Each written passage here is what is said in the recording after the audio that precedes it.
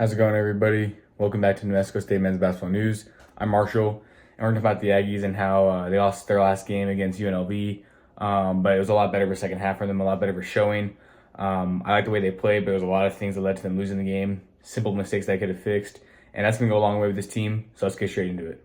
A big reason why the Aggies were competitive in this game is because of their bench. The starters weren't too hot. I don't think Christian Cook scored until the second half. Zowdy only had a couple points. Our post didn't play the greatest either. We had guys come on the bench that were great. True freshman Gabe Pickens went off. He had 14 points, and he's more of a pass first point guard. He's a freshman, so for him to have that type of impact on the scoring side of the ball is pretty insane to think about. Deontay Bostic, he started off the game really strong. I believe he had 8 or 9 first half points, but didn't score much in the second half. So if he would have put 2 great halves together, that would have been great. But the Aggies as a whole put 2 great halves together, which is something they haven't done all year. Throughout their first 4 games, and then I guess 5 if you're including the scrimmage against Western, they put together some really good first halves, and then second half not as great. I guess against Western it was kind of a little bit different, but because they started off kind of slow in that game, but then towards the end of the first half they started doing really good, and then second half kind of just whatever. But my main point being is that they just struggled in the second half most of their games, but this game wasn't the case.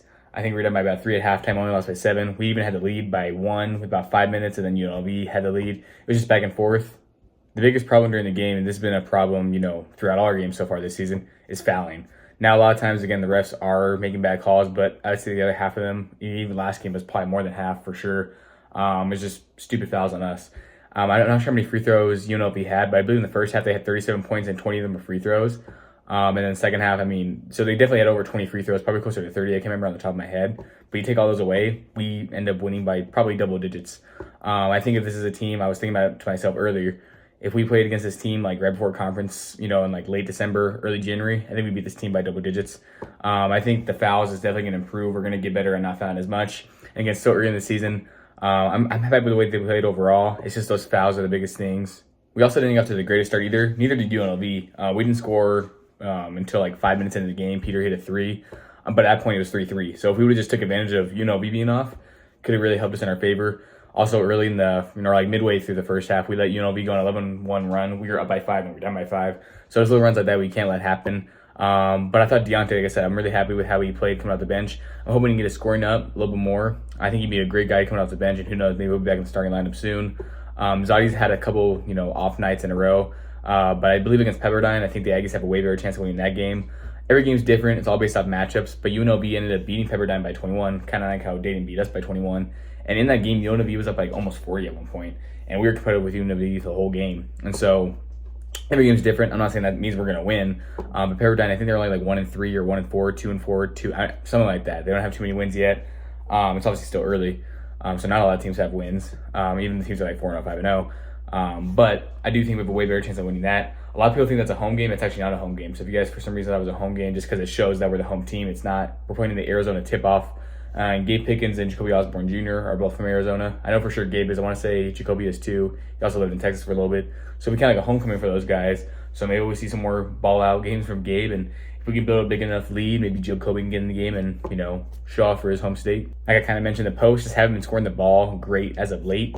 At home, it's like I feel like every guy is usually on and can make their shots consistently. On the road is the biggest thing, which makes sense. But again, we have a road win. We're 1-2 on the road, 3-0, or I was going to say 3-0 at home. 2-0 at home. Technically, I said 3-0 if you count the Western game, but again, it's an exhibition, so it doesn't count.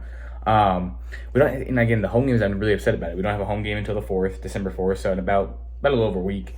Play against Abilene Christian. I think that's a team we can also beat, especially since we're at home. And we have 5 straight home games with all during Christmas break. I'll be able to go to the first game against Southern Utah, which again, I think a game we can win. Play against Northern, New Mexico, and then Southwest. Again, 2 games we should be able to win. Then we play against Sam Houston and La Tech, who are really great teams. Great that we have them at home, but if we had a student section, it'd be awesome. I feel like we have a good chance of winning. I feel like we could probably get in their head. Since we don't have a student section, it might be kind of tough. But, the Aggie fans in general are just great of all ages, so I think we'll be fine. Again, I'm just happy we won those first 3 games because those were all 3 winnable games. I knew these last 2 games would be tough, so it's a good thing that we're 3-2 and we didn't drop one of those first 3 games and we're like 2-3 or something like that, or 1-4. That'd have been horrible. So I'm just happy that we're off to a pretty decent start. Our only bad game was that Dayton game, really. And like I said, the second half haven't been great, but we played a good second half last game. So it's all coming together slowly but surely. Free throws are kind of getting better. I thought Peter played a good game to start. But it was Peter and Deontay. They started off strong. Gabe started off strong too, but only had like 1 point in the second half. But he started off really strong. And just for Gabe being our future, it's awesome for him to have a game like that. Build some confidence. He's doing his thing, running the offense well. I really can't wait to see the player he develops into. I hope that he stays here for 4 years. We have to do everything in our power to keep him, because he's definitely, he could develop into a high major player possibly. But if he can stay here all 4 years, that would be awesome. He'd be loved by many Aggie fans. Even if he were to leave, perhaps, after his sophomore or junior year, I think people would still love him. But it would be great if we could keep him. Jacoby, and again, we have all those young guys coming in next year and just building for the future. It'd be great for him to lead that team. The fouls are just really frustrating overall. I mean, it's been a problem each game. The way I want to think about it is the second half struggles and, the fouls and the free throws were all the biggest concerns of this team and them blowing leads. But they had a better second half. Hopefully next time that they're up by like 20 or 30, kind of like where they were up by over 20 against Texas A&M Corpus Christi, they can keep it so they can show that, hey, they can keep a lead. Because I know they kept the lead against, Division II, New Mexico Highlands, against a D2 school. Utah Tech, they nearly blew it, but came back and won it. So those 2 games, like I said, that they almost blew, they still ended up winning, which are games that I think last year they would have lost. So that's improvement too. Again, improvement from last year is the biggest thing. I saw this one guy commented on something. I can't remember who it was, but I actually agreed with it. It's like if the Aggies can have a winning year, go like 16-15, 17-14, get to the Conference USA tournament, advance to at least the second round. Even if they lose that second round game, that's improvement from last year, and that's all we could ask for. Again, I'm still sticking by my 18 wins. I still think they'll get about 18 wins looking at their schedule. Have some tough games coming up. Have some games that they should be able to win coming up. Like I said, Abilene Christian, Southern Utah, Pepperdine, even Weber State, and Bowling Green, I think, are also in that little Arizona tip-off. Those are all teams I think we could possibly beat if we had to face, Weber State or Bowling Green, or maybe, again, a lot of tough games, though. UNM, Texas. I mean, those are going to be tough games. And then our conference, Kennesaw State just beat Rutgers today, ranked 24. And Kennesaw State was picked to finish 10th in Conference USA. They're off to a great start, 5-1. I think Middle Tennessee played in the championship in their little tournament that they played in. I think they lost. I thought they were down by a little bit with, just not that much to go. So maybe they came back and won it.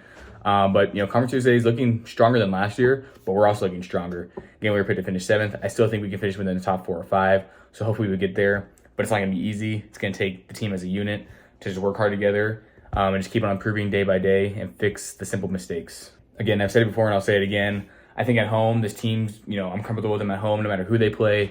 I think they can beat most opponents at home, even the conference opponents. But on the road is where it's going to be scary.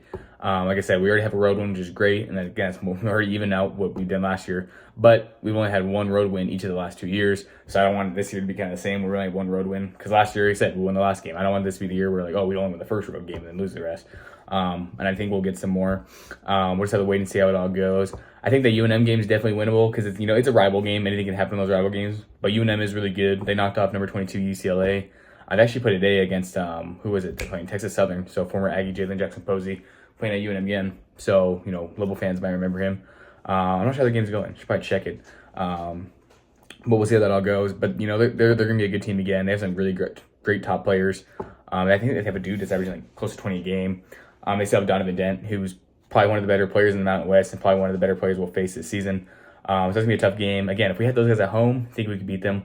On the road, not a lot of these guys have played at the pit except for our returners, Christian, Jaden, Robert. We didn't have big guy Chris at the time. And I don't know if anybody else on the team has played against UNM. Maybe they did on their past teams. Not 100% sure. Maybe Deontay did. I have no clue. We've had guys in the past who played for NMSU and then they left and then played against UNM, like Jajuan Gordon, who I mentioned last video. I believe he's doing really great things in the G League. So shout out to him. Overall, I say it every video, but just looking for the future, I'm really, comfortable with this team. Even though they've dropped a couple tough games, one of them being a blowout. One of them being a blowout, one of them being, where, I feel like they could have won it. They just, limited some simple mistakes. It could easily be 4-1, if a couple more possessions went our way. But it's the past. You can't focus on the past. You can only focus on the future. And as we keep on getting better, if we can keep on having games like that where Gabe balls out like that, especially at home, I think we'll be chilling and win a lot more games. That's going to do it for the video. Probably next time I make a video will be after Thanksgiving. So happy Thanksgiving to you guys. I'm actually here in Las Cruces for Thanksgiving. I'm going to be working out with my friend Diego throughout the week at Crunch. It's a free week pass. So they're going to probably try to get us to join. But we just work out here at the AC on campus. It's actually open, but I didn't know it was going to be open. So we already talked about going to Crunch. So we're just going to go there anyway. Make the best out of it. Not sure what we're going to do for Thanksgiving, but we'll probably try to cook something. Make something work. Hope you guys have a great week. Have a great time with your families. And that's all I have, and I'm out.